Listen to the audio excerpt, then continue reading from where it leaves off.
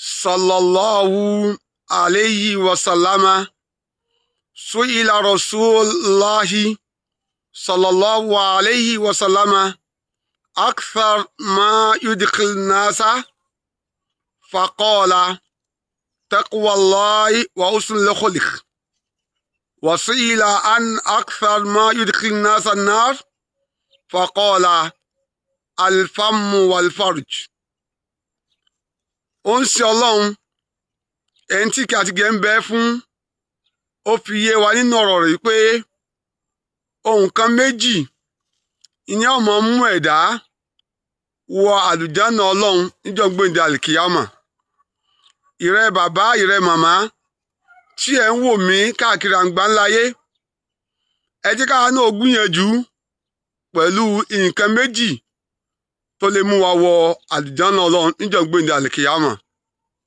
Wọ́n béèrè lọ́wọ́ oúnṣẹ́ ọlọ́run ànábì wa Muhammad sallallahu alayhi wa sallama wípé kí ni ó mú ẹ̀dá pọ̀ nínú ọgbà àlùjánnà níjọ́ gbèǹde àlìkìyámà. Ànábì wa dáhùn wípé taqwallah òun náà ni náà ni pé ìbẹ̀rù ọlọ́run. Ìbẹ̀rù ọlọ́run ó gbọ́dọ̀ wà lọ́kàn gbáyà ẹnìkọ̀ọ̀kan wa pé ìbẹ̀rù ọlọ́run lélẹ́yìí o tá ń pè ní taqwallah. Ẹlẹ́ẹ̀kejì òun náà ni husnul khuluq, òun náà ni ká níwàáre. Tábáyọ wáyé tá a wá ń sìn ayé ń bàjẹ́ sí lójoojúmọ́ ni kò tí ì dá tó. Ìrẹ́ bàbá ìrẹ́ màmá ẹ̀yẹ káà náà onígbìyànjú bó láti fẹ́ fi wàáre kún ẹ̀sìn wa. Tó ká fi wàáre kún ẹ̀sìn wa ìyẹn ni ó ràn wá lọ́wọ́ táà náà fi lè wà nínú ìbéèrè tí wọ́n béèrè lọ́wọ́ oúnṣẹ́ ńlá ànábì wa Muhammad sallallahu alayhi wa sallam pé kí ni ó mú àwọn èèyàn pọ̀ nínú ọgbà àlùjánnà níjọ́ gbèǹde àlìkìyámà pẹ̀lú àmì ìbéèrè. Àmì ìbéèrè wà ń bẹ o, àmì ìbéèrè wà ń bẹ. Ànábì wa dáhùn pé ìbẹ̀rù ọlọ́run làkọ́kọ́. Ẹlẹ́ẹ̀kejì ń bẹ òun náà ni ìwáre. Gbogbo ẹ̀yin màmá tẹ́jẹ́ ìyàwó ilé ẹ jẹ́ ká fi ìwáre kún ẹ̀sìn wa.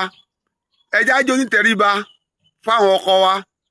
Ẹ jẹ́ á jẹ́ onítẹríba fún àwọn ará àdúgbò wa. Bákan náà kọ́rọ̀ rẹ̀ kó wà ní ẹnu ẹnìkọ̀ọ̀kan wa. Tá a bá wò lọ tá a bá wò bọ̀ a rí i pé ìwáre yìí lọ́lọ́run fi ròyìn ànábì wa Muhammad sallallahu alayhi wa sallama nínú ayatun min al-Qur'an al-Karim tọ́lọ́ sọ wípé wa innaka la'ala khuluqin azim.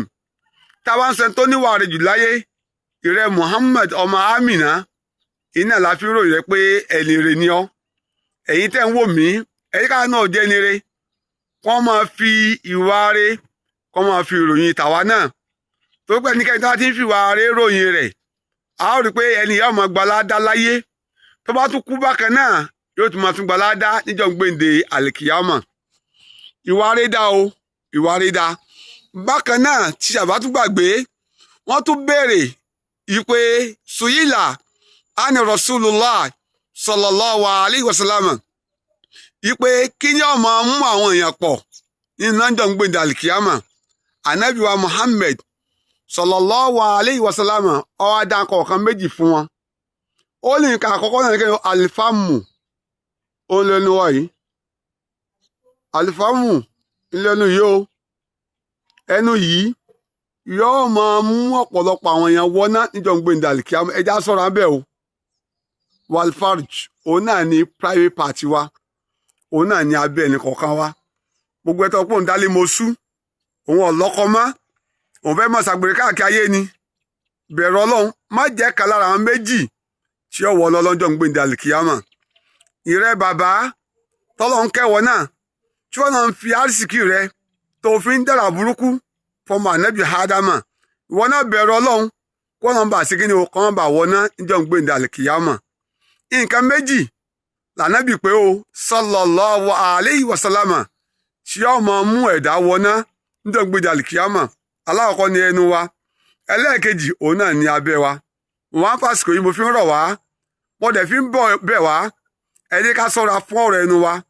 Ọ̀rọ̀ táwa máa sọ ẹ dákun ẹ jẹ́ kọjọ́ ọ̀rọ̀ tó dáa ìwọ́jọ́ àwọn ọmọ tẹnu wa jáde ẹ dákun bí ọ̀rọ̀ rẹ bá ṣe ń tẹnu wa jáde òun náà láà máa gba ẹ̀san rẹ̀ níwájú ọba Allah pẹ̀lú gbólóhùn Ànábì wa Muhammad sallallahu alayhi wa sallam tó sọ pé al-kalimatu tayyiba sadaqa, a good statement is charity.